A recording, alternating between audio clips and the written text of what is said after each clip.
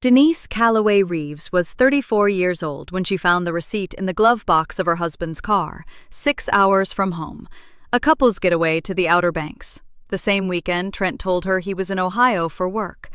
Underneath it, a hotel keycard sleeve with a name that wasn't hers, handwritten in his cousin's wedding program. Bree. She didn't say a word. She put it back exactly where she found it. When Trent slid back into the driver's seat, she asked him, sweetly, how Ohio had gone. He lied beautifully, elaborately, like a man who'd done it before. He had no idea she'd already started the paperwork 3 weeks ago, or that the diner 20 feet away had a printer. He thought he was about to drive home with his wife. He had no idea what was already sitting on the passenger seat, waiting for him to read it. And he had no idea what leaving her there would cost him. Before we dive in, comment where you're watching from today. And if stories like this speak to you, hit subscribe, because tomorrow's story is even more intense. The reception had gone long. It was past 10 when Denise and Trent finally loaded into the car, the kind of tired that sat behind your eyes and made everything feel slightly far away. The parking lot of the Asheville event hall was still half full, warm light spilling out from the tall windows, the bass of a slow song thumping faintly through the glass.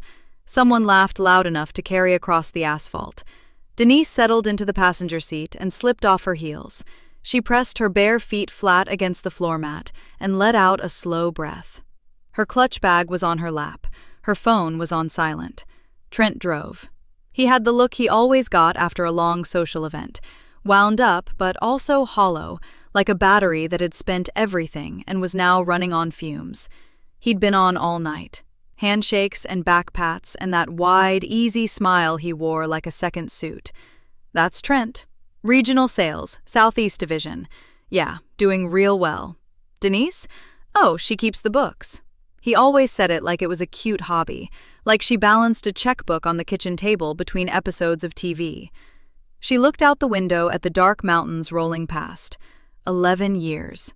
11 years of spreadsheets and auto payments and quarterly reviews of their joint portfolio.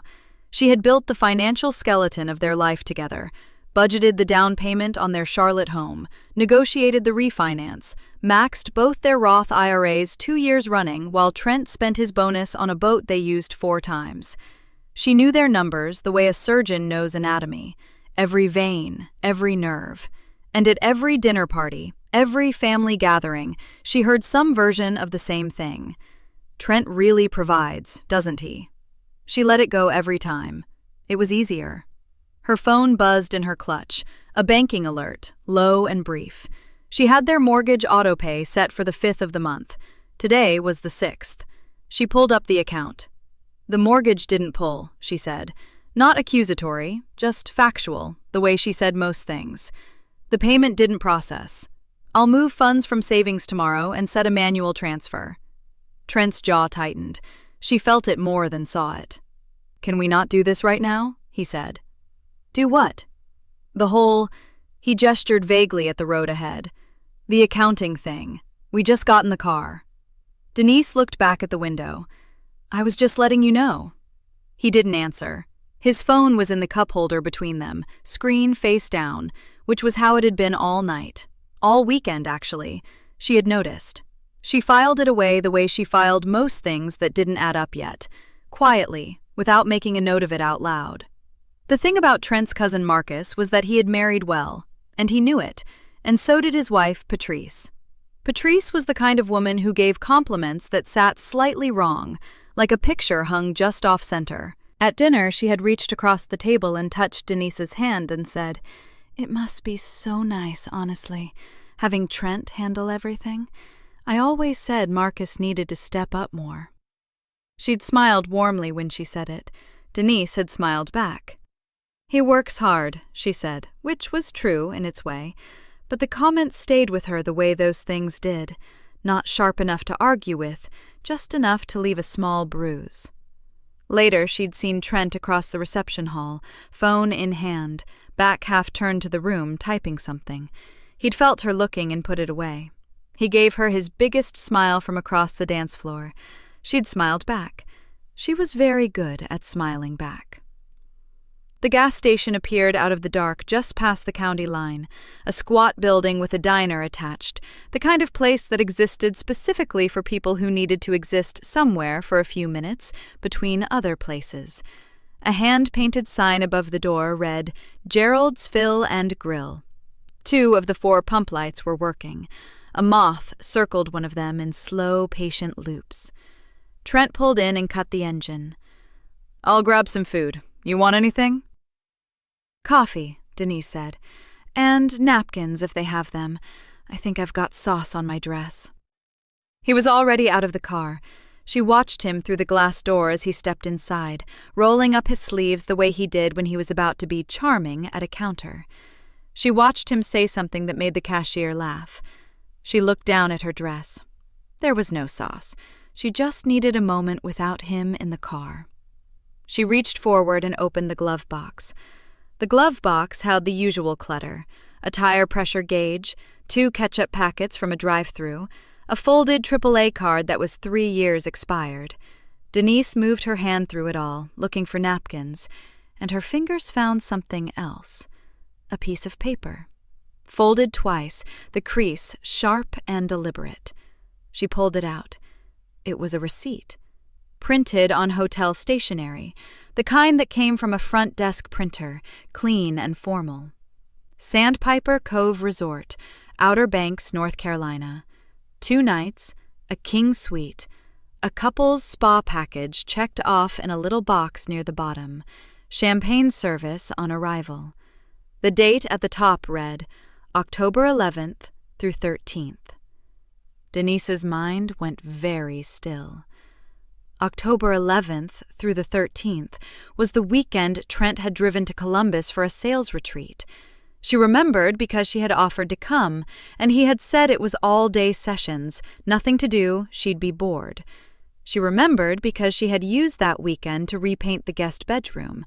She remembered the exact color, a pale sage green she'd picked from a swatch card. She had painted alone, and she had been fine with that, and she had not asked any more questions. She looked at the receipt again, at the total, at the suite number. She turned it over. Nothing on the back. She reached into the glove box again without meaning to, just her hand moving on its own, and her fingers touched something smooth and flat. A keycard sleeve, the little paper envelope hotels gave you to keep your room card from demagnetizing.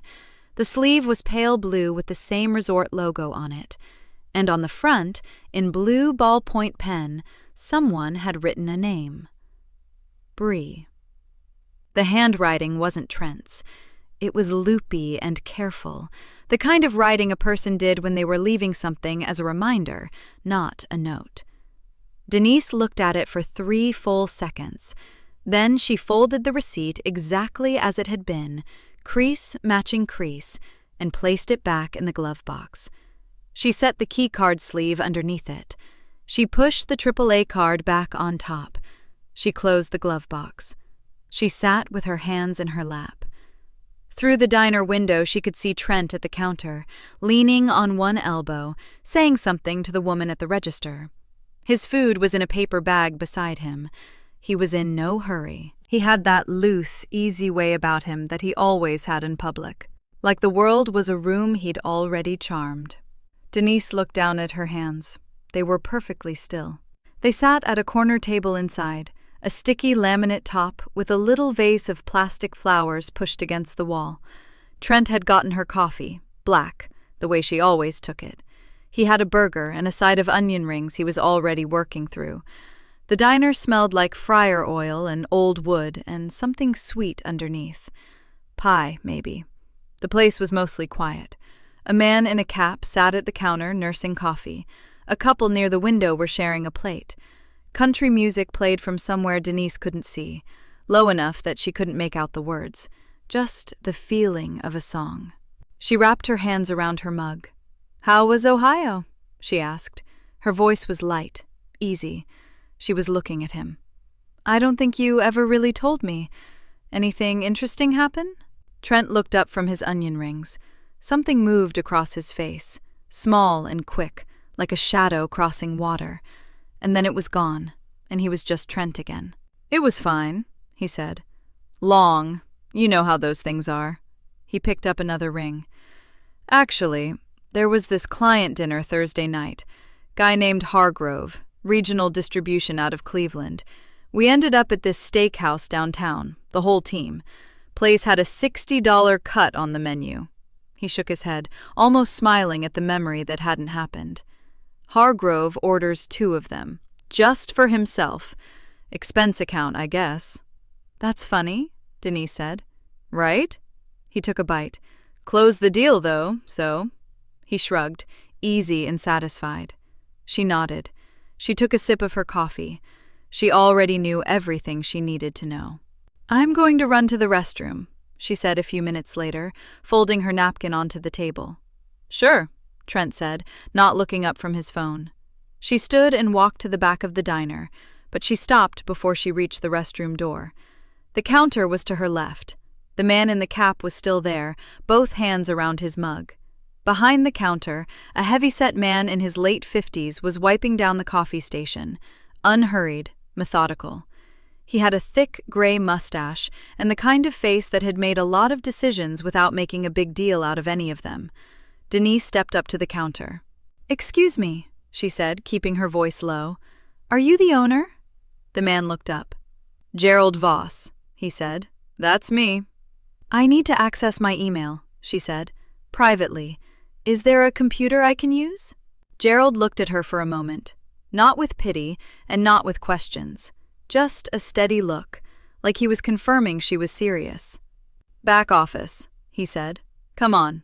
The back office was small and smelled like coffee and old paper.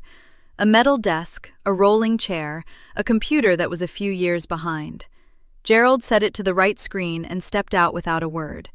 Denise sat down and typed in her email. She scrolled to a thread she had started 3 weeks ago, after she'd found a transfer she couldn't explain in their joint account. A modest amount, small enough to miss if you weren't looking. But Denise was always looking. The thread was with a family law attorney in Charlotte named Sandra Okafor. The last email in the chain had an attachment. She clicked it open. The document loaded slowly. When it finished, the header at the top of the first page read, "Petition for dissolution of marriage." Denise read the first paragraph. Then she sat back in the chair. Gerald printed the papers without asking why. He fed the pages through one at a time, slow and careful, the way a man does something when he understands it matters. Denise stood beside the desk and watched the sheets come out. 11 pages, clean and straight. She stacked them in order and tapped them once against the desk to square the edges. "Thank you," she said. "Coffee still on out front," Gerald said. "No charge." She folded the pages once, lengthwise, and held them at her side as she walked back through the diner. The man in the cap had left. The couple by the window were pulling on their coats. The country song was still playing. Denise moved through the room without stopping and pushed through the front door into the cool night air. Trent had moved to the car. He was already behind the wheel, engine running, phone in his hand. The white glow of it lit up his face from below. He didn't look up when she came across the lot. He was typing something. Quick, private, the way a person types when they don't want to be read. Denise walked around to the passenger side. She didn't get in. She opened the door and set the folded papers on his lap. He looked down, then up at her. His face didn't change right away. He looked back down at the papers, at the header visible even through the fold. Petition for dissolution of marriage. "Sign these," Denise said, "or drive home without me.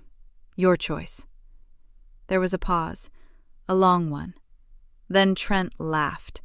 It was a short, sharp sound. "What is this?" "You know what it is." "Denise." He said her name like she was a child who had done something embarrassing. "Get in the car." "I'm not getting in the car." He looked at her for a moment, and she could see it happening. The shift, the calculation, the moment he decided that charm wasn't going to be enough and he had to try something harder. He dropped the papers onto the passenger seat and got out of the car. He was taller than her by half a foot. He planted himself on the other side of the open door and spread his hands out in front of him, the gesture he used in arguments when he wanted to seem reasonable. "You are not doing this," he said. "Not here. Not like this." "I already did it." "Based on what?" His voice climbed a little. "You've been strange this whole drive. I don't know what's going on in your head, but this—" He picked up the papers and held them out toward her. "This is not okay. This is not normal behavior." "Put them on the seat," Denise said. "Sign them or don't." A pickup truck pulled in 2 spaces over. A man got out, glanced at them briefly, went inside. Trent watched him go, and when he looked back at Denise, his voice had dropped, gone tight and hot. "You are embarrassing yourself," he said. "I don't know what you think you found or what you think you know, but you're standing in a gas station parking lot handing me papers like some kind of—" He stopped, shook his head. "This is a breakdown, Denise. I'm serious. You need to get in the car so we can go home and talk about this like adults." She looked at him.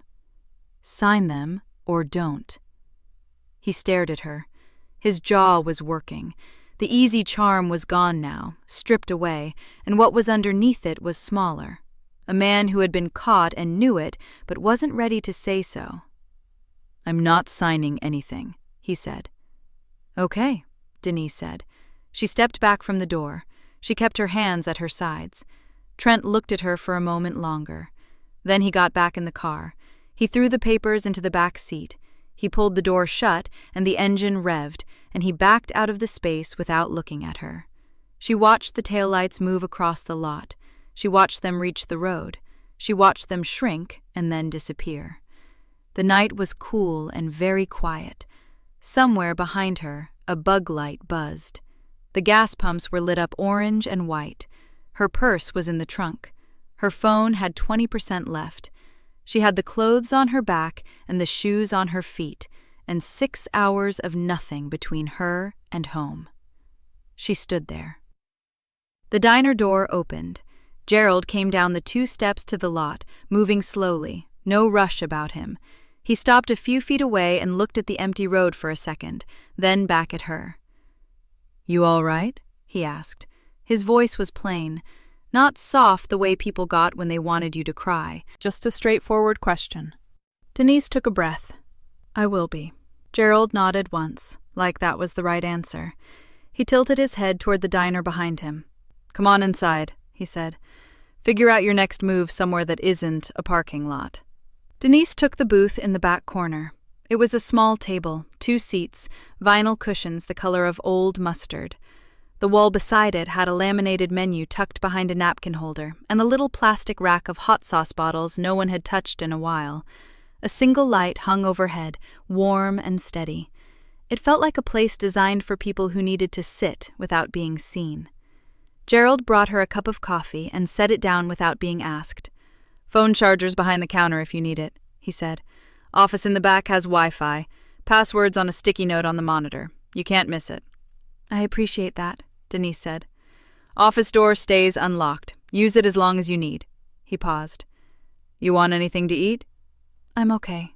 He nodded and walked back to the counter. No follow-up questions. No look of pity. He just went back to wiping down the coffee machine the same way he'd been doing it before she walked in. She plugged her phone in at the counter, noted the battery indicator tick on, and carried her coffee back to the booth. She sat for exactly 1 minute. She allowed herself that. 1 minute to feel the weight of the night, the empty lot outside, the papers thrown into the back seat of a car driving away without her. She held the coffee cup in both hands and breathed in the steam. Then she picked up her phone and called Camille. Camille picked up on the second ring. "Hey, I was just thinking about—" "I need you to listen," Denise said. A pause. "Okay, I'm listening." Denise walked her through it. She kept it clean and in order, the way she organized everything, the receipt in the glove box, the keycard sleeve with Bree written in a hand that wasn't hers, the lie about Ohio told with a straight face and invented details. She told her about the divorce papers she'd already pulled weeks ago, about the financial irregularities she'd started seeing in the spring. She told her about tonight, about the parking lot, about the taillights disappearing. Camille was quiet the whole time. That was one of the things Denise had always counted on. Camille knew when to stop talking. "Where are you right now?" Camille asked when Denise finished.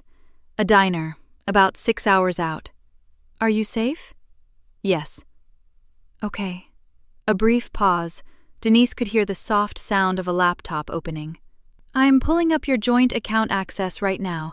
You still have your login?" "Yes." "Don't touch anything yet. Just let me look." Another pause, longer this time, keys clicking. "You mentioned irregularities in the spring. What were you seeing?" "Small transfers, nothing dramatic. Amounts that fit inside normal spending patterns if you weren't paying close attention. A few hundred here, sometimes less, spread out." Denise wrapped both hands around her coffee cup. "I almost wrote them off. I told myself it was a subscription he forgot to cancel, something like that." "But you didn't write them off." "No." "Good." More clicking. "Give me an hour. I'll call you back." The hour passed slowly. Denise drank her coffee. She refilled it once, at the counter, and Gerald gestured toward the back office and said the Wi-Fi was good if she needed it. She went in and sat at his desk, a wide, cluttered thing, covered in delivery invoices and a calendar from 2 years ago still tacked to the wall, and used the connection to pull up her own records on her phone. Not the joint account, her own, the one that only had her name on it. She looked at 11 years of her own discipline staring back at her from a spreadsheet she kept updated every month without fail. At 9:43, her phone rang. "Okay," Camille said. There was something in her voice, careful, controlled, the tone of someone delivering a fact they know will land hard. "So this isn't just an affair." Denise set down her coffee. "Tell me." "He's been moving money into a separate account for at least 14 months. Not the amounts you saw in the spring. Those were the tail end. I'm looking at the full pattern now, and it starts before that. Early, regular transfers, always under a threshold that would flag automatically. He knew what he was doing." A pause. "Denise, this wasn't impulsive. Somebody thought this through." The room was quiet. The old calendar on the wall, the hum of a refrigerator unit somewhere in the building. "How much?" Denise asked. Camille told her. Denise didn't say anything for a moment. She looked at the wall. "He was building an exit," she said. It wasn't a question. "Yes," Camille said, "and he was planning to leave you holding whatever he didn't take with him." "Okay," Denise said. Her voice was flat and even. "Send me everything you have. All of it.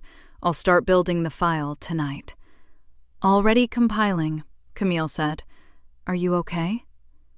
"I will be." She ended the call. She sat in Gerald's office chair, in the quiet, with the refrigerator humming and the calendar 2 years wrong on the wall. Then she found her mother's number and pressed call. Yvonne picked up before the second ring. "It's late," her mother said. Not a complaint, just a fact, the way Yvonne delivered most things. "I know." "Where are you?" "A diner, off Route 52, I think. About 6 hours from home." Denise paused. "Trent left me here." Silence.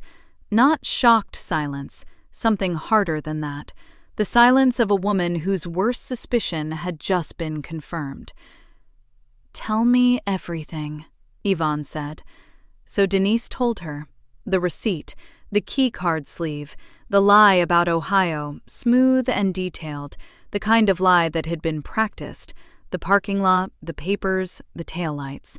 And then Camille's call, the transfers, 14 months of them, structured carefully to stay invisible, money moved in quiet pieces the way you'd pack boxes before a move you weren't ready to announce. Yvonne listened without interrupting. That was unusual. Yvonne Calloway had strong opinions, and she delivered them freely, but she stayed quiet through all of it, and Denise could feel something gathering on the other end of the line. When Denise finished, her mother exhaled slowly. "I've been watching him," Yvonne said. Denise went still. "What?" I said I've been watching him. Since last year. Her voice was level, matter of fact. You remember Thanksgiving? He left a folder on the kitchen counter when he went to help your uncle carry in the folding tables. Said it was work stuff. I looked. Mama. I wasn't snooping. It was sitting open. A pause that suggested she didn't care whether that distinction held up. There was paperwork in there. Business filings. An LLC name I didn't recognize. I didn't know what it meant at the time, but I took pictures because I recognized the feeling. She said the last part plainly, without any drama attached to it. I know what it looks like when a man is building something he doesn't want his wife to see. I lived through it, baby. I know the shape of it.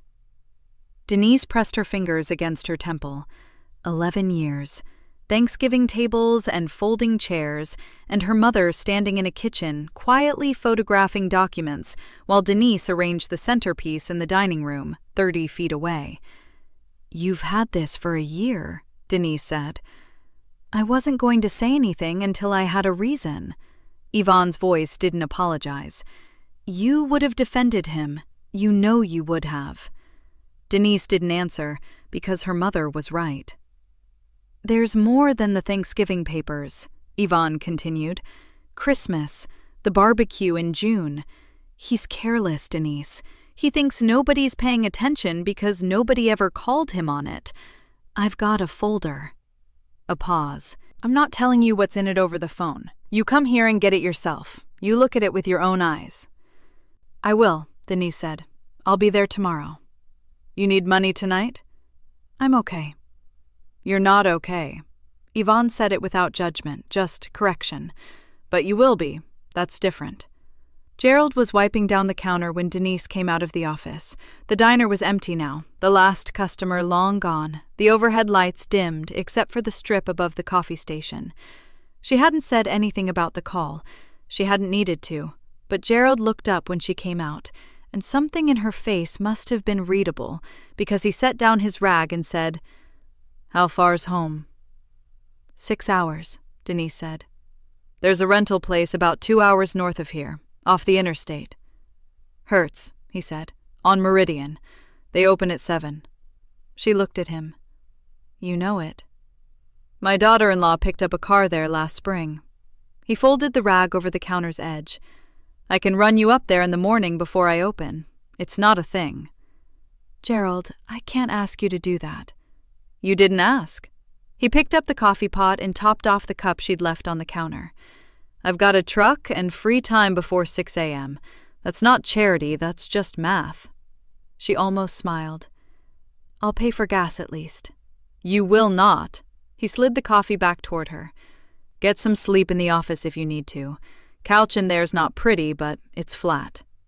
He pulled out of the diner lot at 5:45, the sky a deep gray blue, the road nearly empty. Denise sat in the passenger seat with her phone in her lap and her bag, retrieved from Gerald's office, where she'd left it when her purse had driven off in Trent's trunk, held in her hands. They'd been on the road about 40 minutes when her phone buzzed. She looked at the screen. The contact name was Danny K., a name she didn't recognize. For a second, she almost dismissed it as a wrong number. Then she remembered. Trent's old phone backup. She still had cloud access from when they'd shared an account years ago. Some of his old synced contacts still ghosted through to her number when the system got confused. She opened the message. Babe, the house looks so good. They finished the floors finally. When is the wife situation getting handled? I'm not trying to pressure you. I just need to know we're on track. Denise read the message twice. Then she turned the phone face down against her thigh and looked out at the road. The sky had gone from gray-blue to pale orange at the edges, flat farmland on both sides, a water tower in the distance with a town name she couldn't read from this far out. Her thumbs didn't move. She didn't respond. She just turned the phone back over and waited. The next message came 90 seconds later. Trent, you okay? Then, after a pause, I had my appointment today, by the way. Everything looks good. 11 weeks. She said the heartbeat was strong. Denise's chest tightened, not from grief, from the specific, airless feeling of a picture completing itself, the last piece clicking into place so the whole image finally made sense. She'd been looking at the edges for weeks. Now she could see the center. I just want us to be settled before it shows, you know? The floors look amazing, babe. This is going to be our home. I can feel it. She kept reading. 3 more messages, unprompted, sent in a rolling sequence the way people text when they're nervous and filling silence. Also, the HOA sent something. Should I just open it or wait for you? Okay, you're probably driving. Just call me when you can. Denise lowered the phone slowly. Brianna wasn't just a woman her husband had been sleeping with. She was a woman her husband had built a whole second life for. Floors and HOA documents and 11-week heartbeats. A house somewhere in another state, purchased under an LLC, ready and waiting. Trent had been packing that life for over a year, piece by piece, while Denise sat in their shared home managing their taxes and paying their mortgage and making sure the auto pay didn't miss. He hadn't been having an affair. He'd been executing a plan. And the plan required Denise to have nothing when he left. "You all right?" Gerald said. He hadn't looked over. His eyes were on the road. "I'm fine," she said. Then, after a second, "I know what I'm dealing with now. That helps." He nodded once and didn't push further. That was the thing about Gerald. He made space without demanding to be let into it. They rode the rest of the way without talking. The silence was easy. Outside, the orange along the horizon was spreading. The Hertz lot was small, wedged between an auto zone and a closed insurance office. A young man in a red vest unlocked the door at 7:02, still carrying a travel mug. Gerald pulled into the lot and put the truck in park. "I mean it," Denise said. "Thank you." "Drive safe," he said. "Roads on 85 back up around Greensboro."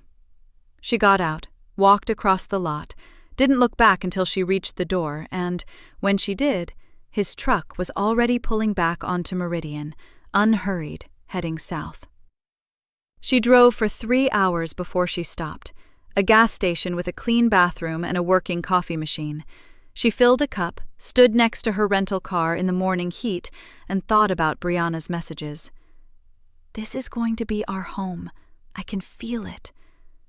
She thought about a woman who was 11 weeks pregnant, picking out flooring, measuring her future by the square foot, while the man building it with her had already mapped his exit from the life he'd been pretending to live.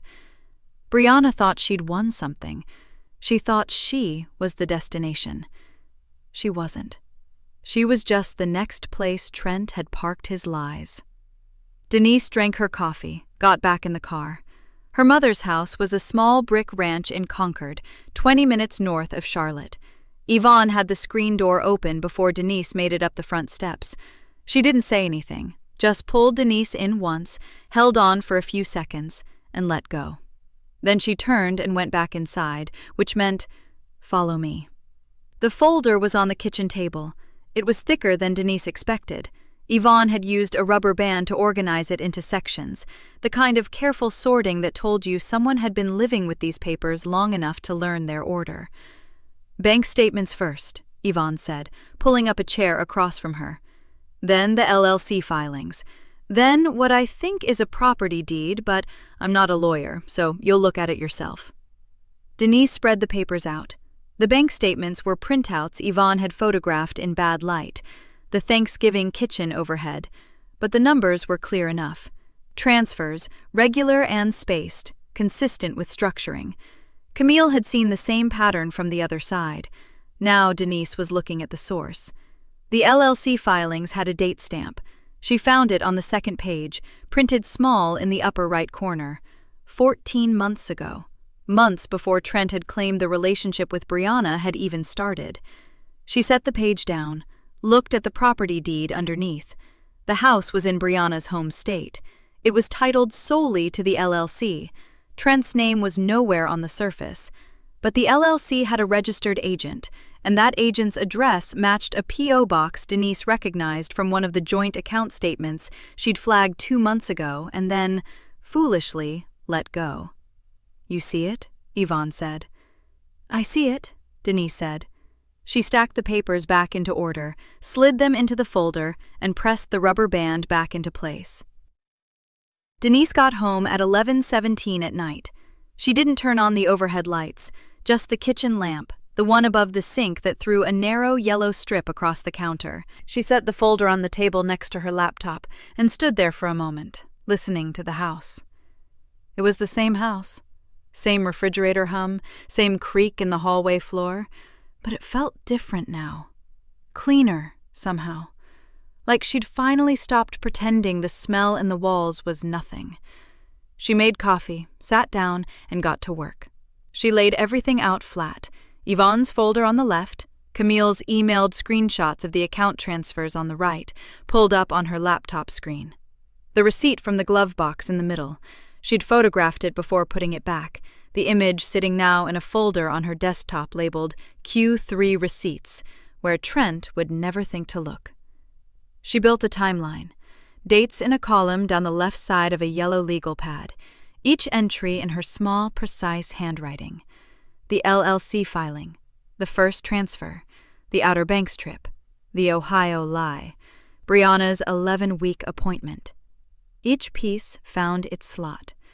When she was done, she looked at the column of dates. 14 months. He had been building his exit for 14 months. Every grocery run, every Sunday morning, every mortgage payment she had managed, all of it had been backdrop, stage dressing. While she kept the lights on, he had been loading the truck. She circled the LLC date at the top. Then she called Camille. "Emergency asset protection is the first move," Camille said. She was already in work mode, which meant her voice was flat and steady and fast.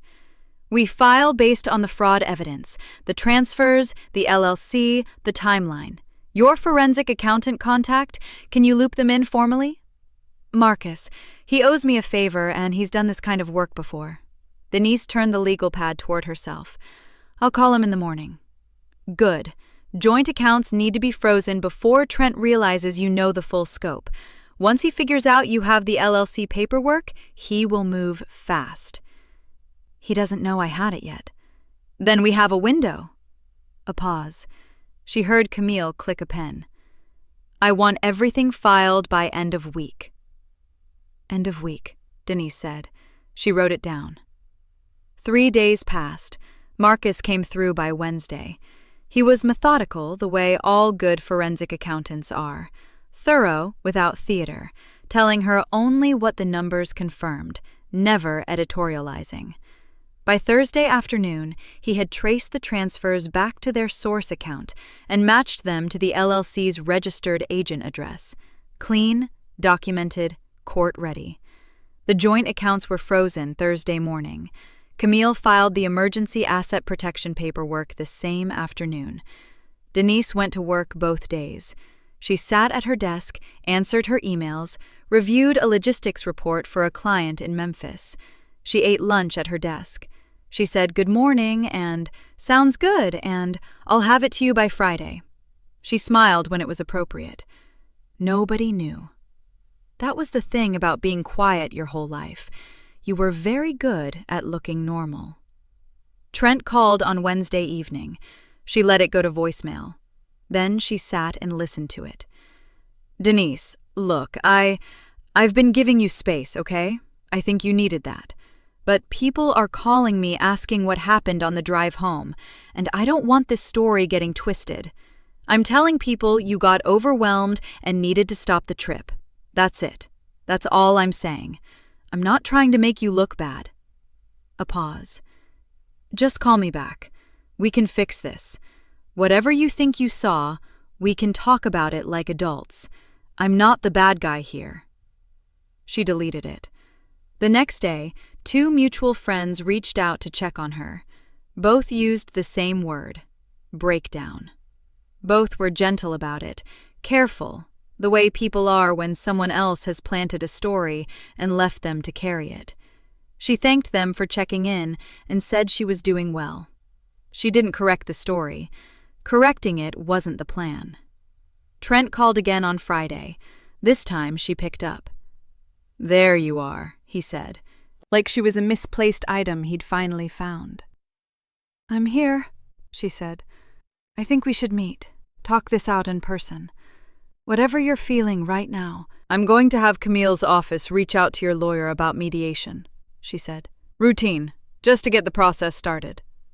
A beat. "Mediation," he said. His voice shifted slightly.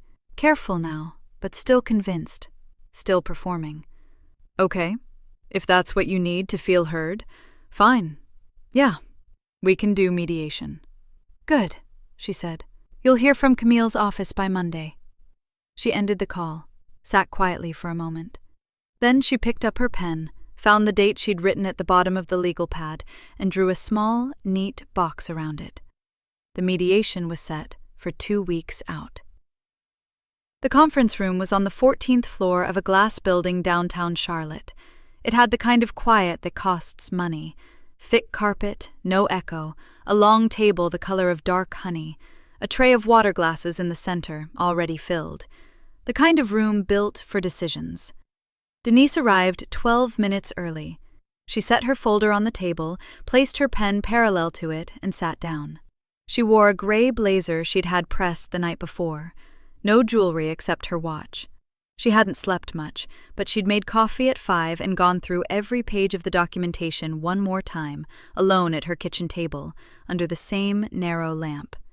She didn't need to review it again. She just needed to remember that she knew it cold. Camille sat to her left, a second folder open in front of her, a yellow legal pad beside it. She hadn't said much on the ride over. She'd just handed Denise a coffee cup, looked at her once and said, "You have everything." That was enough. Trent arrived at 9 on the dot. He came in with his lawyer, a man named Hutchins, who had silver hair and a pale blue tie and the practiced ease of someone who did this every week. Trent was dressed well. Navy jacket, no tie, the casual confidence of a man who believed the situation was already manageable. He glanced at Denise when he sat down. A quick look, assessing, the way you check a room before entering. Then he smiled, the particular smile he used in rooms where he wanted people to like him. "Denise," he said. "Trent," she said. That was all. Camille's attorney contact, a woman named Patricia Osei, ran the meeting. She was compact, unhurried, and precise, the kind of person who let documents do the talking and only spoke to move things forward. "We'll begin with the asset overview," Patricia said, "and then move to the points of contention." Hutchins nodded, comfortable. He'd set a legal pad in front of him but hadn't written anything yet. He expected numbers, a house valuation, maybe a disagreement over a retirement account. Standard. That's what his posture said. Denise opened her folder. "I'd like to start here," she said, and slid the first page to the center of the table. Marcus's forensic accounting report, formatted and clean. "This is a summary of transfers made from our joint operating account over the last 14 months. Hutchins picked it up. Trent's smile didn't move, but something behind it did. "As you'll see," Denise continued, her voice even, unhurried, "the transfers total just over $62,000, moved in increments small enough to stay under standard review thresholds. The destination account is registered solely in Mr. Reeves's name. It was opened 13 months ago." She slid the second page across. "This is the LLC registration." She let Hutchins read the header before she continued. "Filed 14 months ago, in Trent's name, through a registered agent in Raleigh. The LLC holds title to a property in New Hanover County. The purchase closed 8 months ago." She paused. "For the record, I was not informed of either the LLC or the property during our marriage." Hutchins set down the first page. He picked up the second one slowly. Trent shifted in his chair. "That's not what it looks like. That account was for—" "There's more," Denise said. Calm, almost gentle. She slid a third page across. This is the relevant section of Ashford Regional's employee ethics policy, specifically the clause on undisclosed outside business interests. She looked up briefly. Trent is a regional sales manager at Ashford. The policy is clear. Any LLC or secondary business holding must be formally disclosed to HR. This one wasn't. Hutchins went very still. He set both pages down flat and looked at them side by side. Then he looked at his client.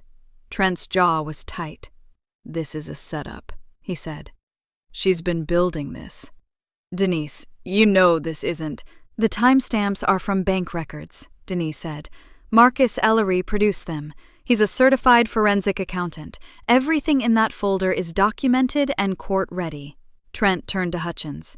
"Can she even do this? Pull all this in here without—" "She can," Hutchins said. His voice had changed. The practiced ease was gone. What was left was just careful. "The asset protection filing she's already submitted means this documentation has been entered into the legal record." He folded his hands on the table. "All of this is already in front of a judge." The room went quiet. Trent looked at the pages on the table. He looked at Denise. She looked back at him, steady, hands still, pen untouched. There was nothing in her face that looked like anger, just patience, the kind that comes after a long wait that's finally over. "I need a few minutes with my client," Hutchins said. Patricia nodded once. "We'll step out." Denise stood, straightened her blazer, and followed Patricia and Camille into the hallway. The door clicked shut behind her. Through the narrow glass panel beside the door, she could see Trent still sitting at the table. He hadn't moved. His navy jacket looked too big on him now, somehow, like he'd shrunk slightly inside it. Hutchins was talking. Trent was staring at the folder. 40 minutes later, they filed out of the building. Trent walked ahead of his lawyer, through the glass lobby doors, into the gray mid-morning light. His hands were in his pockets. His head was down. The easy, curated confidence he'd walked in with was simply gone, like a coat he'd left behind in the elevator without noticing. He didn't look back. The coffee shop Camille chose was small and off-center, the kind of place nobody went unless they already knew about it. A converted row house on a side street in Noda, 2 mismatched chairs by the window, the smell of dark roast soaked into the walls. It didn't have a sign you could read from the road. Neutral ground. That was the point. Denise arrived first, again. She ordered a black coffee and sat at a table near the back, away from the window. She set the envelope on the table in front of her and left her hands in her lap. She'd thought about this meeting more than she expected to. Not with dread, exactly. More like the way you think about a conversation you know has to happen, that you can't shortcut around. She hadn't lost sleep over Brianna Holt, but she'd been honest enough with herself to admit the girl deserved to know what she was holding on to. Brianna came in 7 minutes late. She was younger than her Instagram made her look. That was the first thing Denise noticed. 29 on paper, but there was something unfinished about her face up close, a brightness that sat just slightly ahead of her confidence, like she was still practicing it. She wore a fitted cream jacket and her hair was pulled back tight. She looked the way people look when they've dressed carefully to seem unbothered. She spotted Denise and stopped walking for just a moment. Then she came to the table and sat down without being asked. "So," Brianna said. "Thank you for coming," Denise said. Brianna looked at the envelope on the table. "What is that?" Denise slid it across. "LLC paperwork, the property in New Hanover County." She waited while Brianna opened it. I marked the relevant page. "Look at the title line." Brianna's eyes moved across the page. Her jaw shifted slightly. "It's in his name," Denise said. "Only his name. No co-owner, no beneficiary designation, no legal protection attached to you or your child. If something goes wrong, or if he decides to sell, transfer, or walk away from it, you have no claim."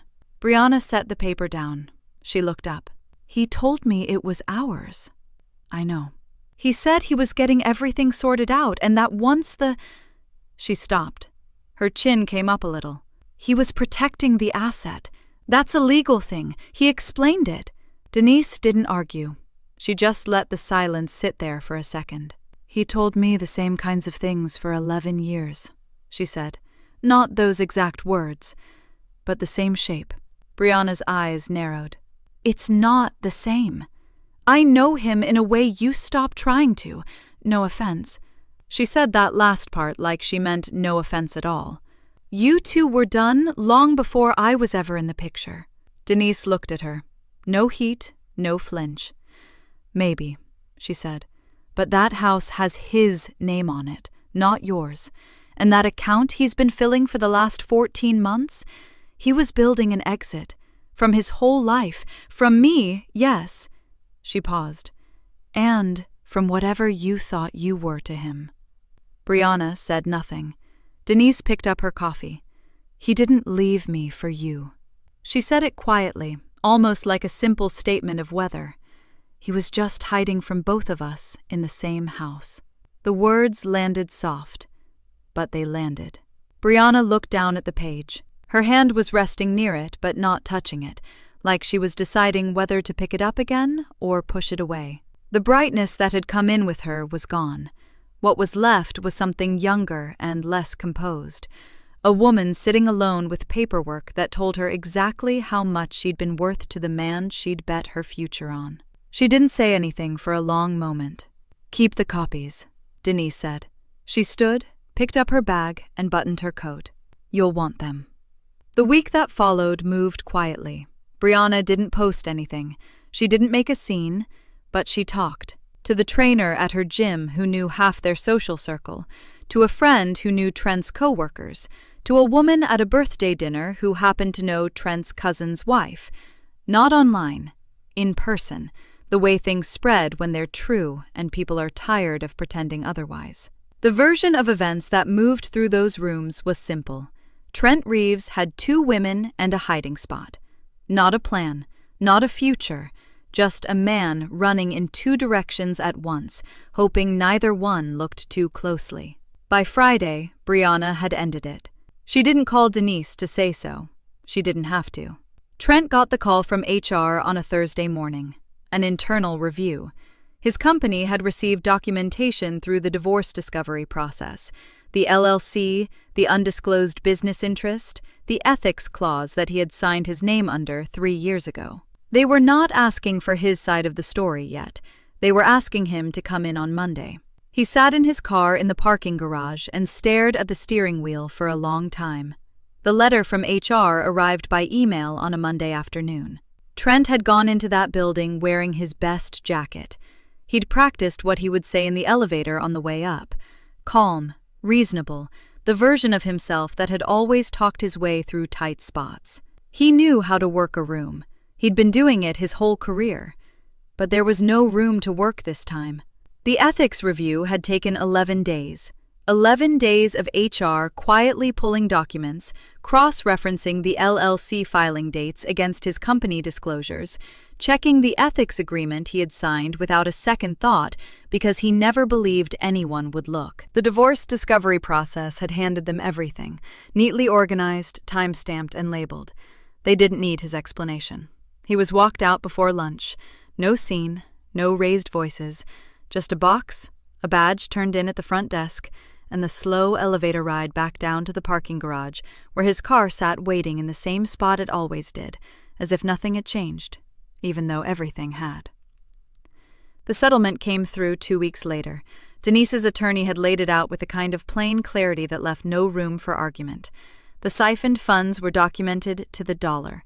The LLC property was counted as a marital asset concealed with intent. Under North Carolina law, the fraud finding shifted the math significantly in Denise's favor. She kept the house. She kept the bulk of the retirement accounts. Trent walked away with what was left, after the legal fees, the asset forfeiture, and a settlement number that his own lawyer had stopped arguing against 3 sessions ago. He had nothing hidden anymore.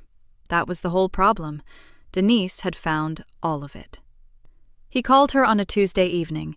She was sitting at the kitchen table with a glass of water and a report she was reviewing for work. The phone screen lit up with his name.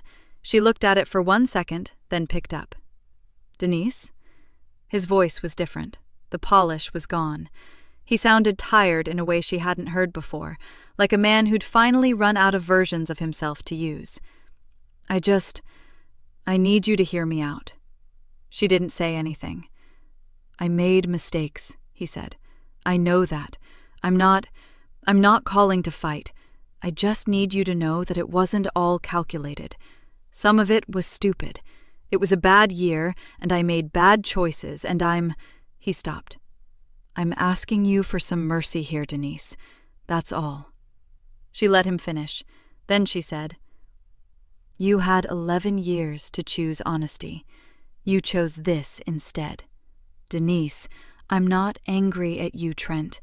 She said it like a fact, and it was. "But I'm not going to help you feel better about what you did. That's not my job anymore." A pause. "Take care of yourself," she said, and she ended the call. She set the phone down, picked up her pen, and went back to the report. 6 months passed the way good months do, steadily, without much noise. Denise was promoted in March, Senior Accounting Manager, a title that came with a raise and a corner office she had quietly been the right person for 2 years. Her director said it at the announcement lunch. "Honestly, this is overdue." Camille had texted 3 exclamation points and a string of emojis that made Denise laugh out loud at her desk. The house was hers. She repainted the hallway a shade of warm green that Trent would have called too bold, and she liked it every time she walked past it. She'd replaced the kitchen table, not because the old one was broken, but because she wanted to. Yvonne came for dinner once a month now. She'd stopped saying, "I told you so," a long time ago. She didn't need to.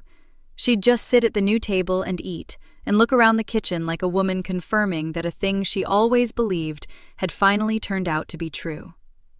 Camille stopped by on Fridays when their schedules lined up.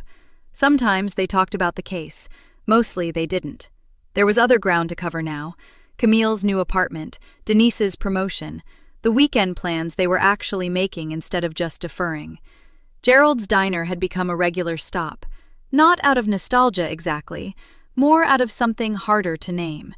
The kind of place you return to because it sat steady when everything else moved. She'd called ahead the first time she went back, and he'd had coffee ready when she walked in. They didn't talk about that night at length.